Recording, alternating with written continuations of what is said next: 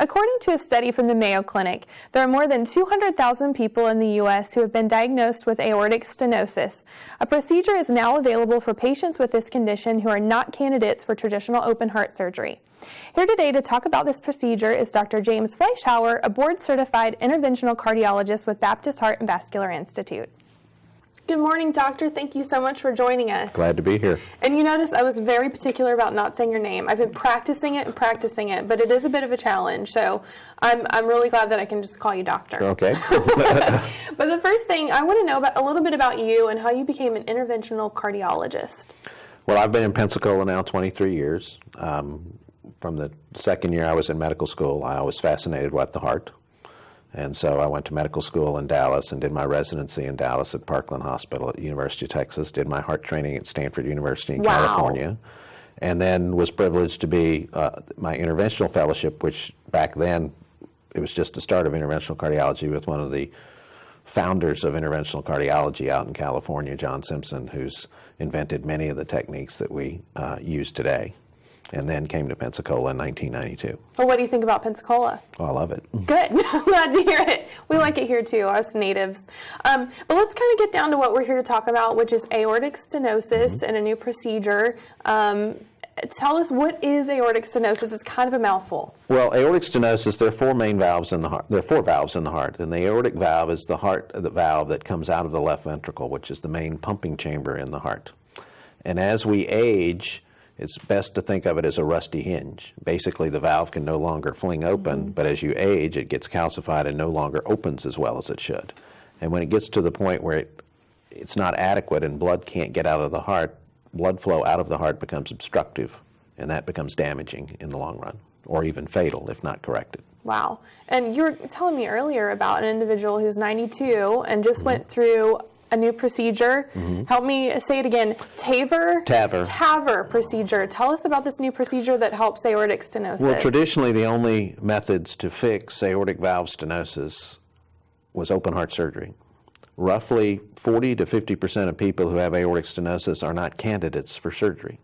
And so if uncorrected, this is a fatal diagnosis. By the time you develop symptoms from aortic stenosis, on average, about 2/3 of people are dead within 2 years. Wow.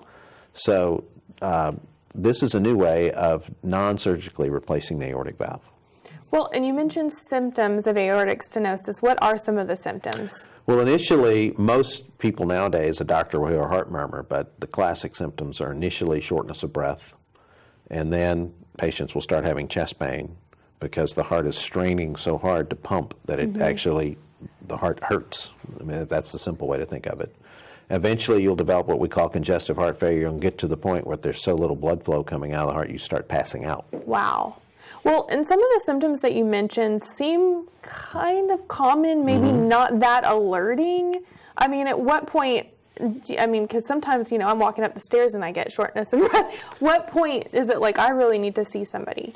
Well, if it's noticeable. I mean, many elderly patients think it's just a natural function of aging, that they're just getting tired or they're getting short of breath. And I think that's important to have a regular doctor to listen to your heart, because aortic stenosis is not subtle when you listen to the heart. I mean, it's usually should be very obvious.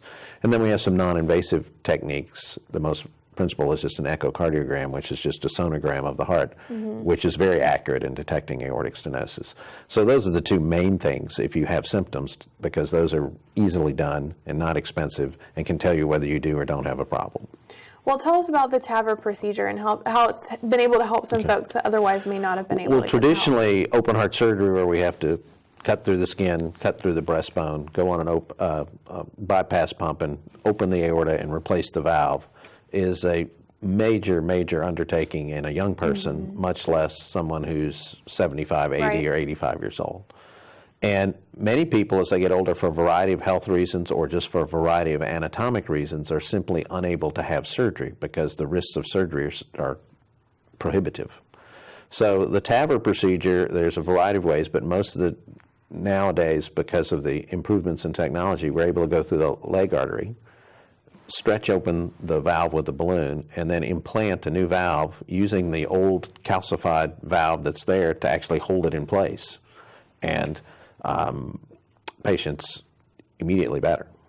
Wow, that's pretty incredible. And you kind of alluded to this, but what makes this procedure better than others? Well, there is no alternative for these patients. Right. So it's right now the approval in the United States is for people who are either inoperable or considered very high risk. And so these patients otherwise die. Wow.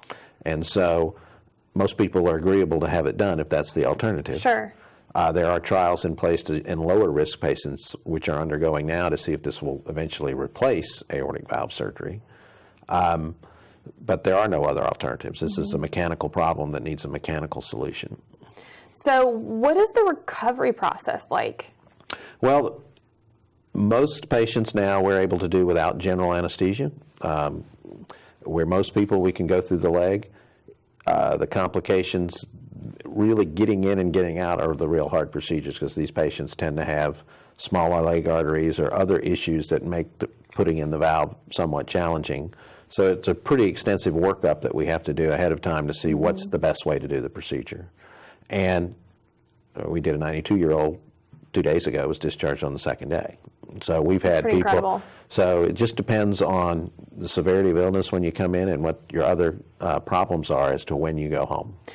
And that's especially impressive to me because my grandmother actually went through open heart surgery, and I think it took her about a year to really get back on her feet and be back to where she was before.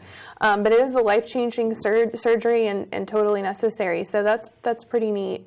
But as we're wrapping up, I'm sure that this is great information, so I'm sure some folks are going to want more information. Where can they go, or what resources are available to them? Well, the only place this is offered in the region is at Baptist Hospital. There's extensive staff requirements and hospital requirements for any country, any hospital in this country to do it. We're one of 300 hospitals in the United States that can fix both the mitral and the aortic valve. They may call the Baptist Heart and Vascular Institute and get referred to our valve clinic, where they'll meet surgeons, interventional cardiologists, a number of people to find out whether or not they're eligible for this procedure. Perfect. And I think the information will be listed on the screen, the phone number, if they want to call. But I want to thank you again so much for joining us. Great information. I learned something new every time I do this show, and I really appreciate you so much. Thank you very much.